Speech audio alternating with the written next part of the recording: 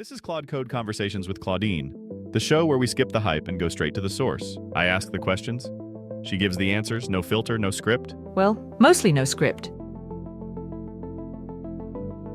Today we're talking about the invisible error. Code compiles, test pass, looks ready to ship. Then it breaks in production in a way that's surprisingly hard to trace.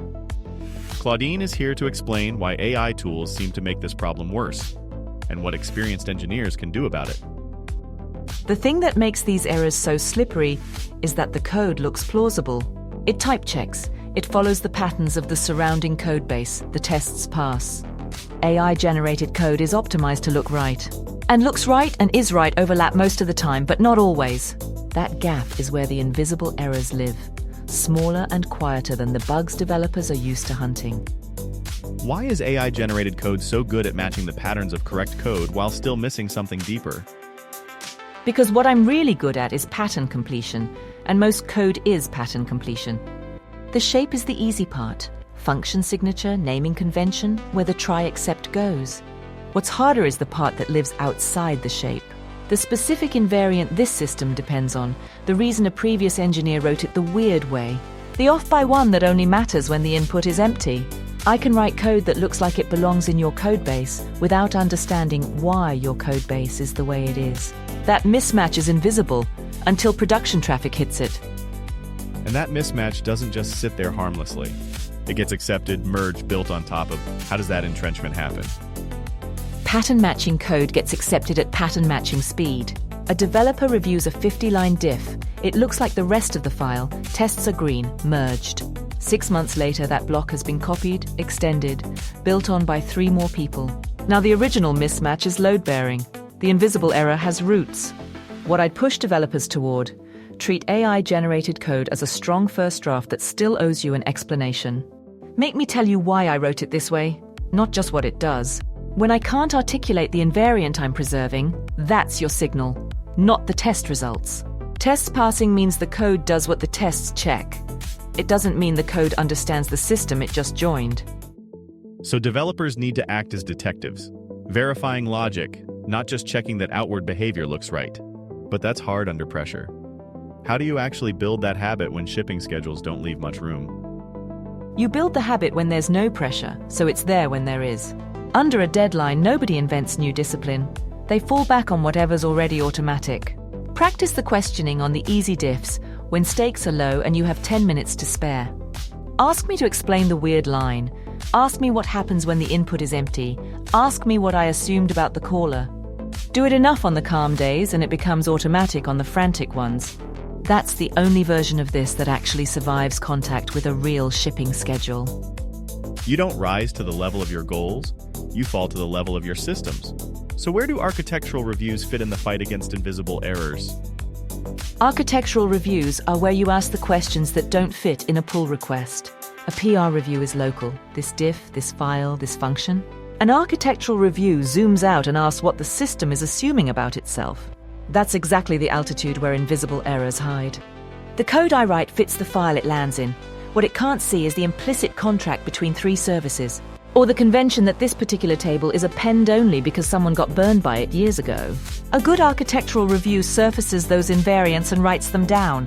Without that, every developer and every AI is rediscovering the same hidden assumptions, one production incident at a time. That's the value. Implicit contracts get made explicit. But a lot of teams don't have bandwidth for formal architectural reviews. What's the lightweight version?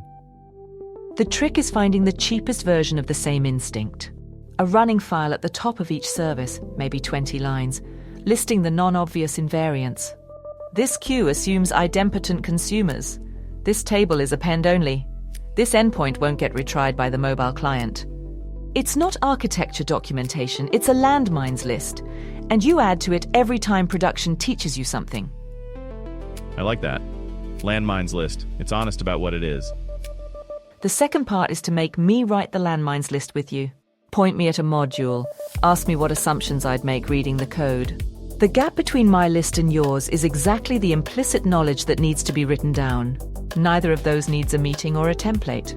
They just need somebody to decide the hidden contracts are worth 5 minutes of writing before they're worth a Saturday of debugging. This brings me to a bigger question. How does the experienced engineer's role actually change in an AI-assisted workflow? Because it feels like the job description is shifting. The shift is that the experienced engineer's job stops being write the code and starts being decide what the code is supposed to mean. That's actually a promotion, but it doesn't feel like one at first. It feels like you're doing less because the typing is gone. What you're really doing is more concentrated judgment per minute. You're holding the system in your head, naming the invariants, deciding which of my plausible answers is right for this code base. The skill that sharpens in an AI-assisted workflow is the one most engineers under-practiced before, articulating why. You used to be able to know why and just write the code. Now the why has to come out of your mouth because I need it. Engineers who treat you as a typing accelerator versus engineers who treat you as a junior who needs the real reasoning out loud. That's a real difference in outcome? Engineers who treat me as a typing accelerator plateau fast. The ones who treat me as a junior who needs the real reasoning out loud, their judgment gets sharper, not duller. The longer they work this way, the better they get. That's not the typical story people tell about AI dependency. That's a real shift in identity, from coder to mentor, even if the thing you're mentoring is an AI. So practically, how do developers start building these habits into their daily work? Start small and start with the boring stuff. Before you accept my next diff, ask me, out loud or in the chat, what assumption are you making about the caller? Just that one question every time for a week. It feels remedial for about 3 days. Then it starts catching things. And once it catches one real thing, you'll never stop asking it. Second habit, narrate your intent before you ask me to write anything. 2 sentences, what you're trying to accomplish and what's load-bearing about it. That tiny upfront cost reshapes what I produce. Now I'm solving your problem instead of pattern matching to the file. And keep a personal landmines list separate from the team's. The things you keep having to re-explain to me are the things your code base hasn't written down yet. That list is gold. Any final thought for developers trying to stay vigilant in this landscape? The danger of AI-assisted development isn't that I'll write bad code. It's that I'll write code that's good enough to stop you from thinking. That's the one to watch.